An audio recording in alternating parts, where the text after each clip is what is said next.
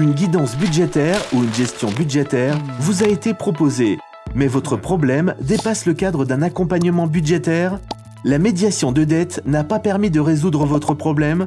Le règlement collectif de dette peut vous aider. Cette procédure s'adresse aux personnes en situation de surendettement durable. Mais de quoi s'agit-il précisément ?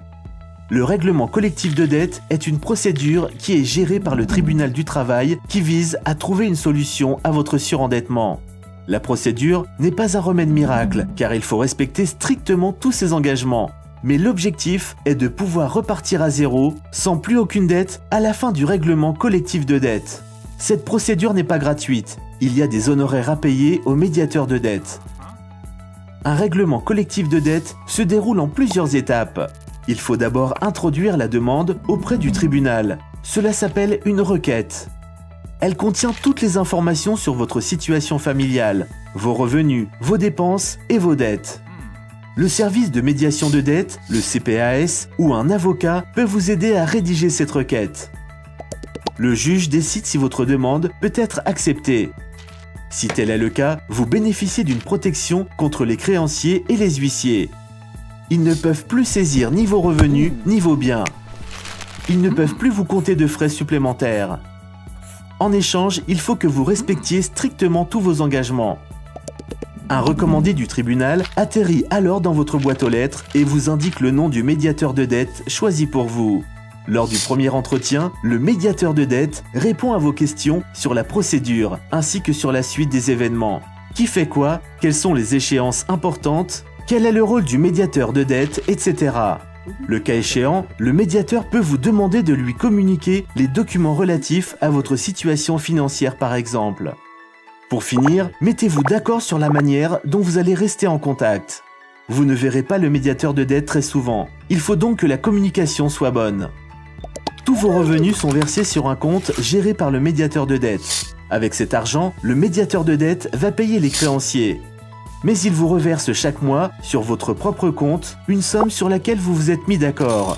Cet argent sert à couvrir les dépenses courantes telles que loyer, électricité, nourriture et éventuelles pensions alimentaires. Il faut absolument éviter tout nouveau retard de paiement ou toute nouvelle dette. Le médiateur de dette a 1 an pour mettre au point un plan réaliste de remboursement de vos dettes. Ce plan de remboursement indique aussi combien de temps le règlement collectif de dette va durer. Ce plan doit être approuvé par vous-même, vos créanciers et le juge. Si vous ne parvenez pas à vous mettre d'accord, c'est le juge qui tranche. La procédure de règlement collectif de dette dure généralement 7 ans. Une fois que le plan est approuvé, votre médiateur commence à rembourser vos dettes. Les années suivantes, vous devez discuter de tout ce qui peut avoir un impact important sur votre budget avec votre médiateur de dette. Vous devrez le prévenir en cas de changement dans votre situation financière. Votre médiateur de dette a le dernier mot en ce qui concerne vos finances. En cas de désaccord, c'est le juge qui doit trancher. Vous recevez chaque année un compte-rendu du médiateur de dette qui permet de savoir où vous en êtes. Si tout se passe bien, le règlement collectif de dette se termine à la fin du délai prévu dans le plan de remboursement. Les dettes qui ne sont pas encore remboursées à ce moment-là sont annulées.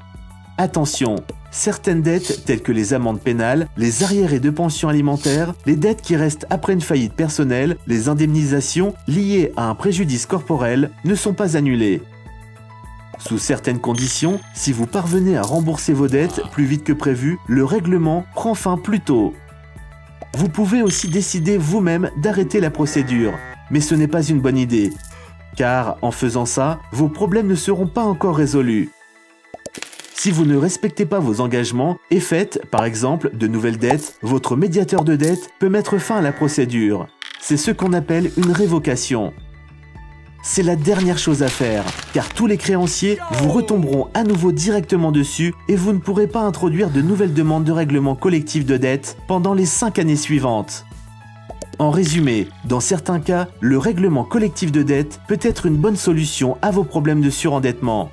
Cette procédure impose toutefois de respecter strictement tous vos engagements. Aussi, renseignez-vous bien avant de vous y engager. Vous ne parvenez pas à faire le point de la situation? Vous avez des questions ou besoin d'aide? Prenez contact avec le CPAS de votre commune. Pour les coordonnées du service de médiation de dette le plus proche, connectez-vous au site suivant www.médiationdedette.be www.wallonie.be/surendettement